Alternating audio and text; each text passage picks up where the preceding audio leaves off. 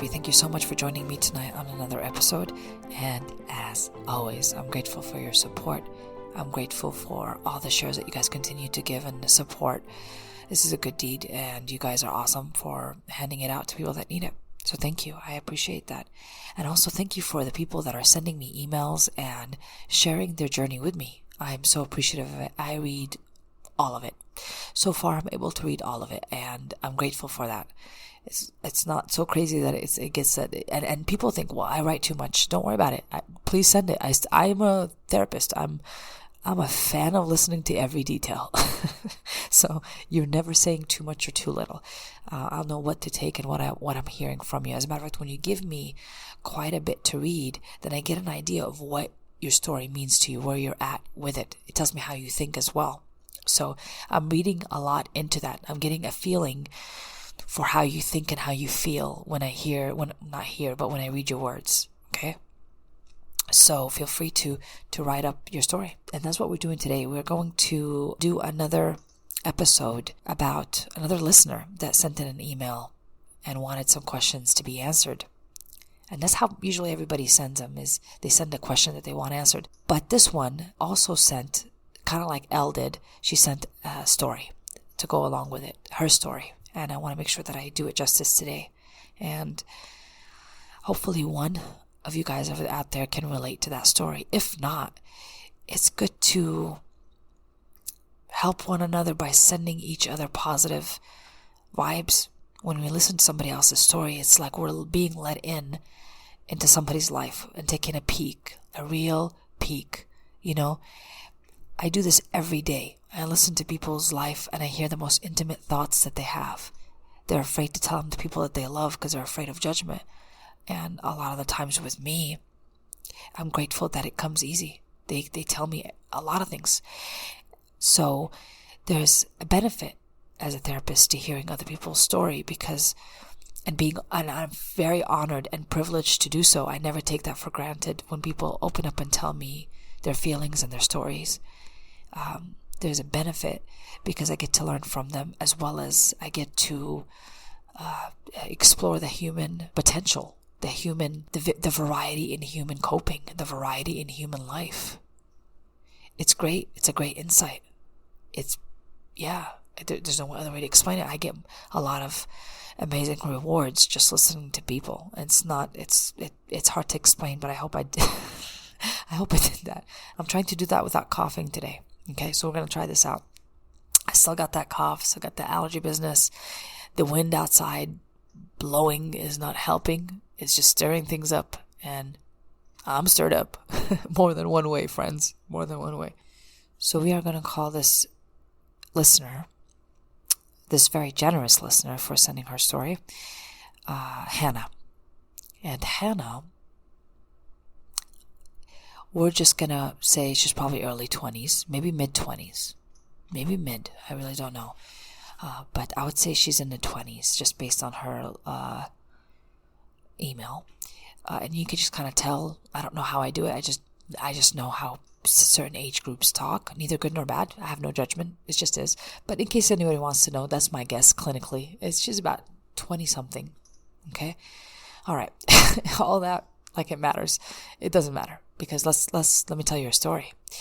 Her parents were divorced at the age of 5. Hannah moved in with grandma under the understanding that mom will come back and get her when she gets back on her feet. But mom never does. Dad, at first, comes by, but he comes by on the weekends. And mom just stops visiting. She would come for a few days here and there, and she would leave. Hannah explains this as really at the time not knowing what was going on. And you can only imagine this kiddo is probably wondering what is this, you know? What is it that I'm doing wrong? I'm sure she's blaming herself at that age. Like, what is it that I'm doing wrong that my family's leaving, my mom and my dad leaving? Grandma never really, fills that void, which makes sense because there's nothing like parents for us as humans.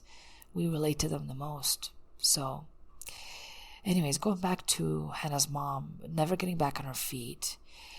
Hannah's mom continues to make promises over and over again, saying that, yeah, I'll come and get you. But mom never does. As she gets older, dad starts to see her less and less, and becomes from weekends to one time a month. She's left with grandma, and for a while she says that she blamed grandma because she thought grandma was taking her away from her mom. And it makes sense for a child to think that. It's the kind of logic they're going to come up with. Like, we need to explain why mom and dad aren't here, but they don't have an adult way to explain it. They're explaining it in the way a child would, only based on what they know. And what they know is very little. So it makes sense that Hannah went through that. So this is how Hannah starts out. Hannah ends up discussing that she gets diagnosed with cancer, around high school time. Dad ends up playing a part in there, but whether he shows up to the hospital or for her appointments or her treatment. Mom, however, again, nowhere to be found. Not there. Mom, at that time, keeps going in and out of relationships.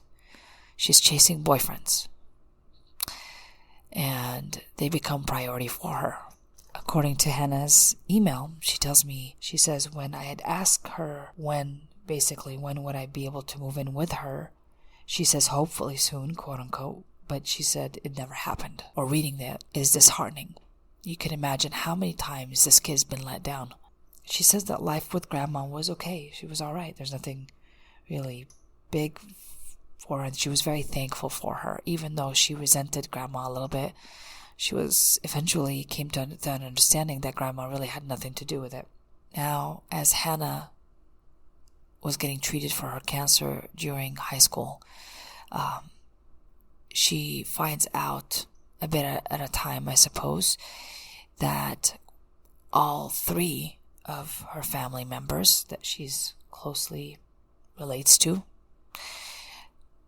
are all on drugs. Mom was never able to keep a home, anything, because she was on drugs. And so was dad, and so was grandma. Now, Hannah, this is a pretty tricky situation. It's three family members who let you down. Your first relationship with any opposite sex, for example, if I'm a little girl, my first male relationship will be with my father, and vice versa. If I was a little boy, my first relationship will be with another woman, would be my mom. But it also means that, I might have, depending on how that relationship is, if I'm dealing with the opposite sex, I might have some conditioning from early on about the opposite sex. So, for example, if my mom was neglectful, if she was not to be trusted, and I was a boy growing up in that, I probably will not like women. More than likely, I will subconsciously punish them or somehow not trust them, not fully involve myself or fully become vulnerable in a relationship because I have a hard time with women. That goes also for women. If women experience a father that's absent, it's not there, or has been neglectful, abusive, then a lot of the times women will respond to that in relationships. It'll carry on, unfortunately. Now, this is what's really interesting about Hannah. Everybody in her life was inconsistent. That means that her relationship with men and women would probably be affected. Of course it would. It would be hard to trust men or anybody, men or women, if I grew up where people that were supposed to take care of me had dropped the ball. They let me down. And that's pretty rough. Oh, Hannah, that's pretty rough. I got both mom and dad that checked out, and probably grandma. I'm going to say if she's also drugging, she tried to do her best in parenting, but she probably was also checked out at times. There's no way I could be doing drugs and be fully available. So I know she must have had her chaos. It probably was less chaos than the parents, but it was still probably chaos. I'm going to guess. Yeah. So yeah, this is the question that she really brings up. Hannah asked me, she says, why do I want to keep filling the void, or why do I think that my parents will still keep filling that void? She has the same question that Elle had about this, and it makes sense to ask it. And I would probably respond in the same way that I did with Elle. So, Hannah, I want you to go back and listen to Elle's story, especially in the parts about acceptance. Why we still go back to the people that have let us down and expect them to change it. And in reality, they can't. They don't have the skills to do that. And what's interesting about Hannah's story is that parents, or at least mom for sure that I'm understanding, is still using drugs. Still actively drugging. I mean, mom is living with electricity. She's in and out of the grandchild's life, which is Hannah's daughter. So Hannah now has a daughter. Congratulations, Hannah. It's a big deal. And she's a little baby. And that takes me to the next question. How do I raise my daughter when my relationship with my mom was not a good example, basically? And I think the most important question she asked, but didn't ask,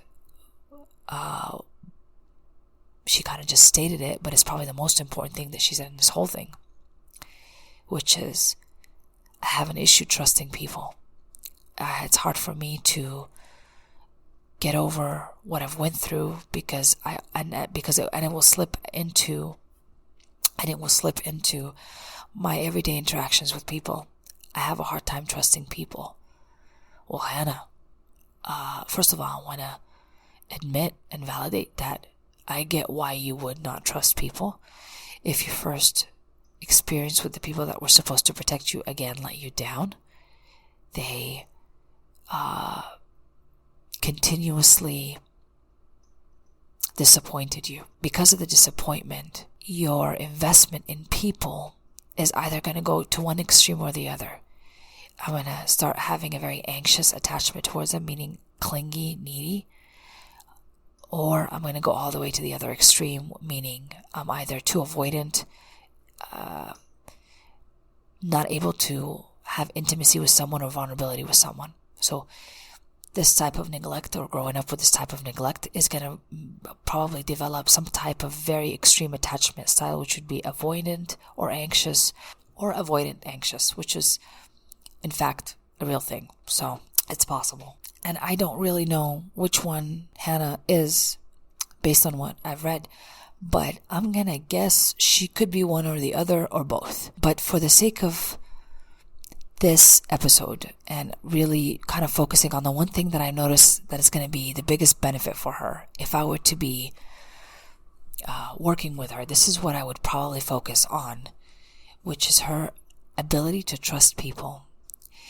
Now, this is pretty darn important, because if we don't do that, it's kind of like what we're really doing is feeling unsafe or threatened by people. So we're really never going to get the benefit of being in love or being vulnerable with, a loved one, or trusting ourselves when we're in relationships when things don't go as planned. So in this case, Hannah would probably experience a tremendous disappointment when she expects people to do something and they don't do it. That's a very probably common trigger for her. She will take it to the heart. And she will take it to the heart and get offended because she's probably blaming herself for it. Like somehow, again, I am not worthy because I was not able to make you happy. There's going to be an element of fear of abandonment, but I'm going to leave that for another episode because that's a whole nother spiel. But for the sake of this episode and the sake of the healing that we want to do as quickly as possible, targeting this ability to trust, we have to first start with understanding that our relationship with ourselves is the main way we learn to trust other people. Because if we don't trust ourselves, what ends up happening is I'm in any situation or any interaction with another person, and if they let me down, there's nothing in me that protects me from my own thoughts, my own nastiness. I'll blame myself for their behavior. I'll blame myself for their form of rejection. I will hurt myself to no end. Again, it's a trigger. It's not real, but yet I've been doing it for so long and I have not grown out of it. So today would almost be the day we're going to try to grow out of it. We're going to get you to really trust yourself more and to bring that child that's in you that's still struggling with this trigger, this fear of people. We're going to get this little girl to go into safety. And by doing that is we have to learn to work on our self-trust, our ability to relieve ourselves or detach ourselves from what people do. Meaning, I'm not responsible for fixing anybody's problem or for being the reason why they misbehave or they're not invested or they have it's like to Hannah, people are a threat because they can't have any movement or do anything without my need to blame myself for it. So it's not like in my presence I blame them for it. It looks like I could be blaming them for it, but I'm really hurting myself by thinking somehow I have disappointed them and that's why they're behaving this way. It's sneaky, but my money is that Hannah, if she looks deep within, Hannah will be discovering that her offense or the reason why she is becoming threatened by others is because I blame myself for their behavior, which she had many years, unfortunately, as a child to do so in her mind because nothing was really explained and she had to come up with her own conclusions. So what does a kid do? I explain by relating it to me. I can't explain what my mom and dad were feeling because I don't have the adult explanation for that or the adult experience to explain my mom and my dad's responses and coping. I can only do it in the way I understand it. And if I'm a child, I will understand it by relating it to me. What did I do wrong that my mom and my dad would behave this way, would abandon me? Abandonment is a huge issue. No doubt in my mind, Hannah. And I'll make a separate episode for that, like I said. But for the purposes of today, trust is a big deal. Self-trust, even a bigger deal. First, we start off with us because we cannot give what we don't have. So we have to start building our self-trust, building our relationship with ourselves. So if somebody does disappoint us, I'm not self-bludgeoning. I'm not falling apart. I'm not losing my mind, losing my peace, losing my self-love because somebody let me down. Somebody performed in a way that was unexpected.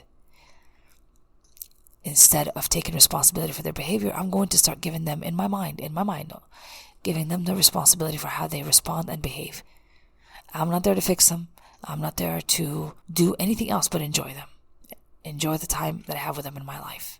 And if they are toxic to me, I'm quick to recognize that and do the appropriate thing that I do with toxic people, whether it's to release them, put a boundary, whatever it is you need to do, that needs to happen. Okay.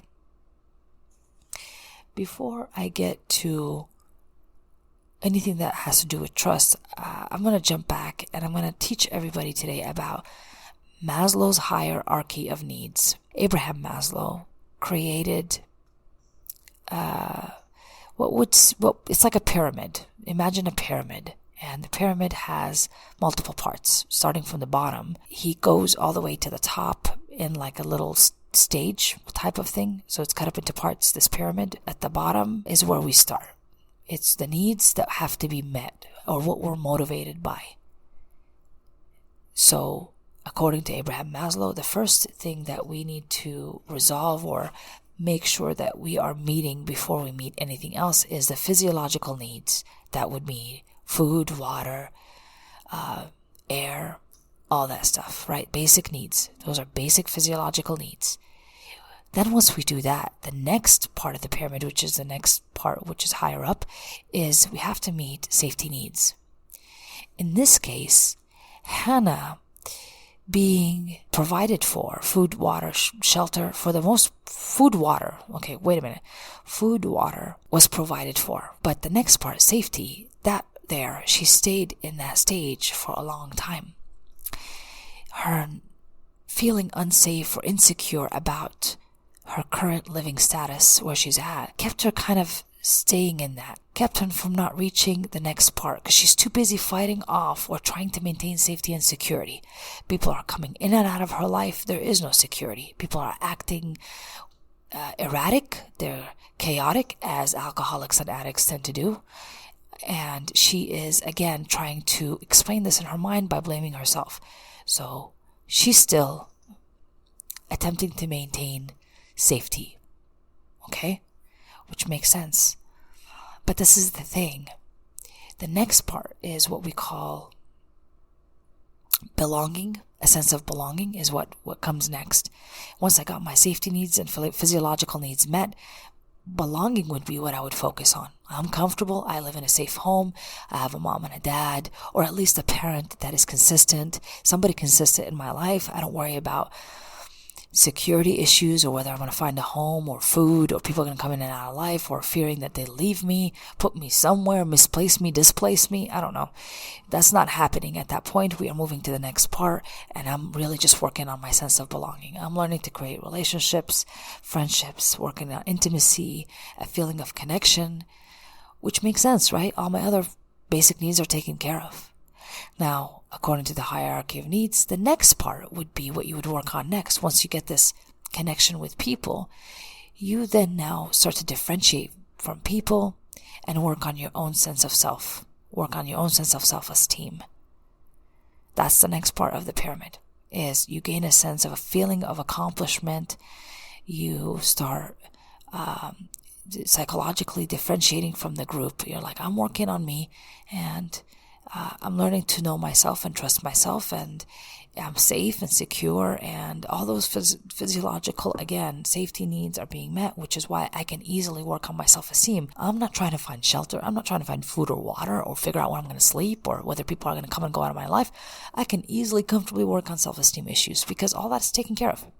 All that is taken. I know people support me, and I belong somewhere, and it's easy for me to be taken care of. Now, the final part of the pyramid, which usually is disconnected from the rest of the pyramid because not everybody reaches that, which makes sense, right?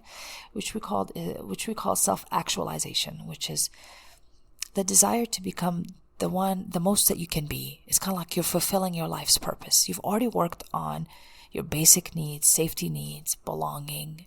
You're very good with self-esteem. You're working with your relationship with you, and you're doing well with it. You have a lot of insight about your life. You're learning your lessons, and it makes sense that now you get to become your life's purpose, whether it's to be of service to others, whether it's to make the world a better place, your world around you a better place. Whatever it is, you're becoming the best version of you at that point. Again, if you're struggling with food and water and shelter and security, you're still, that's your focus. That's your main motivation, is doing that. You're not focusing on self-esteem. You're not focusing on working with yourself. So think about people that usually are staying with basic physiological needs or their safety issue, meaning do I have shelter? Do I not have shelter? Do I have security? If you're working these back and forth and that's all you've known, you're basically like a person who's in prison. Whenever they go into jail or go into prison, they lose all that and they have to restart. And then when they walk out, they have to restart and building all that again. So they keep going in and out, and they're never really going to work on other stuff because what takes priority for them is food and shelter. So I can tell you from my own experiences working with people in like a detention center or prison, is that they are really not gonna work too much on what's inside of them because they're wondering what's gonna happen when I get out, what's happening on the outside, how am I gonna survive on the inside, because hey, they have to deal with security and safety issue while they're in prison. So they're not worried about self-esteem or a sense of belonging or working on self-actualization. As long as you're working basically to meet those basic needs, you're not meeting any higher needs. So that's why, Hannah, for a long time, you've been not meeting other needs. The basic needs that you have been meeting is safety needs, feeling of security, feeling of physiological food, water, security, a sense of security with people around you, because they keep coming in and out. I mean, I don't know how you would be okay to move on to the next feeling belonging when my safety needs aren't even there, right? So, Hannah, in a lot of ways, you got to look at this pyramid. You can download it, and it's pretty easy to access. It's Abraham Maslow's hierarchy of needs. And take a look at where you're at and where you've been and where you want to go. So, according to the pyramid, our next step is to feel a sense of belonging. That means I got to work on trust with people. But beautifully, I think I could say that by working on belonging somewhere, it also works on my self-esteem. It's like a double thing. And I don't think it's necessarily in stages, but I think they could go together. Because if I create a friendship or a sense of connection with someone, what I'm really saying is I'm learning to trust them. I'm learning to form a sort of intimate, trusting, vulnerable relationship. And when I'm doing that, I'm learning also that I'm worthy.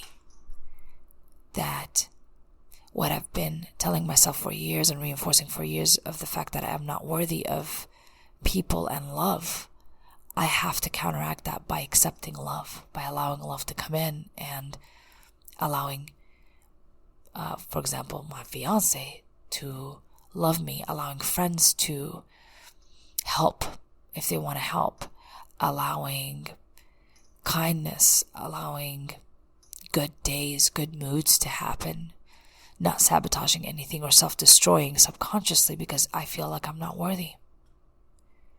So we want to move beyond meeting our basic needs. We have our basic needs met, our security met. Hannah, you're in a good place. I need you to start enjoying it and feeling like you're worthy of it. You're given a lot of blessings in so many ways. And I need you to just sit and see it, which is, I think that's what you're telling me anyways. You're like, I really want to know how I could trust people. And you're really complicating the question. It's not even a question. You just trust people or you don't. You take the risk, my friend, or you don't. But to take the risk better, I gotta trust myself to be okay with people performing any way they like without me thinking it has anything to do with me. Again, I'm keeping it safe on the inside of me. So whatever people do, and they're allowed to do it in my presence, and they will do it in my presence, they are not going to be punished because I think that it has something to do with me. I hope that makes sense and I didn't lose you somewhere. Okay, so I just need to explain the hierarchy of needs, and this is for everybody, you know. If I am a drug user, basically, I'm sitting trying to meet basic needs. I'm moving from one place to the other. I am worried about bills. I sometimes will get my bills cut off because I'm still working on physical safety need, physiological safety needs, or security. And I'm not learning to do anything yet because I'm living paycheck to paycheck, boyfriend to boyfriend, and nothing is really growing. I cannot build anything because I will destroy it quickly. Nothing, no firm foundation. One of your questions, Hannah, is how do I fill in that void? By accepting that your parents are no longer in charge of filling that void today is compassionate to you. And in return, it's also compassionate to them and to the people around you. Because you're no longer expecting so much when you know darn well they're going to disappoint. It makes sense, right? It's a harsh truth to hear that my parents will never be what I want them to be. But from here on out, I'm in charge of my boundaries because they no longer can hurt me without my permission. I'm not at their whim. I do have a say if they come into my life or I invite them or not. You have every right to say, hey, I don't want you in my life. Or every right to say, I want you in my life, but I have boundaries. That means if you come to my house and you want to visit me and you're high, I can't let you in.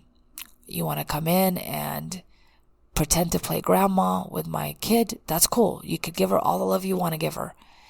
And you can leave. You asked if your daughter would experience what you've experienced as a kid when she comes in and out of your life. Your grandma coming in and out of your life. And I don't think that's the case. Your daughter won't know the difference. She always has you, and you're a consistent role. Going through what you went through, Hannah, helps you become the best parent ever. Because you know what shitty parenting looks like. So anything that doesn't look like that is a step up. So think about it. You've been exposed to the worst kind of parenting, neglect ever. And because you've experienced the pain of that, you can use that pain to make somebody else's life better, which would be your child. It's beautiful. Nothing goes to waste, my friend, when we do that. When we learn what we need to learn from our past, and instead of using it for hate, instead of using it for self-destruction, we can use it to make somebody else's life better. What an amazing purpose, isn't it? Never a waste of time. So you have an opportunity to give somebody something that was never given to you. What an amazing thing. I don't want you to miss a beat on that one. So whether you decide mom comes in and out or not, your daughter always has you.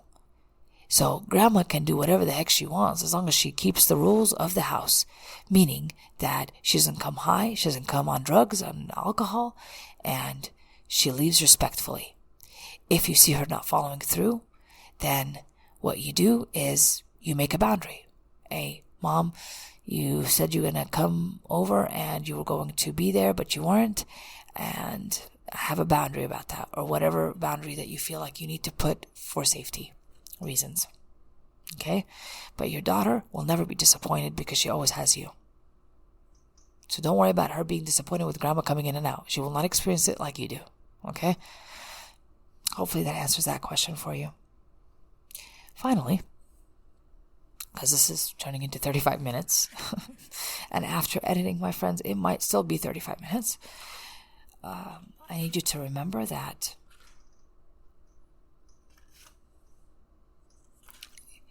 trust is a risk that we take. There's no easy way to do it. You take the risk. You jump. And you do the same thing when you're building trust with yourself. You take the risk on you, and you make your decisions. You create your boundaries. You give yourself love. You give yourself all the stuff that you want from other people. You give that to yourself. And when you do that, then if people decide to be people which are imperfect, people are imperfect and they are flawed and they will disappoint because they cannot read your mind, and they may not have the skills that you want them to have. So they may definitely disappoint. I don't want it to trigger you every time. I want you to heal from the concept of rejection. And every time you experience somebody or something that doesn't go your way, you're going to experience some form of rejection, and it will trigger some filthy, nasty stuff.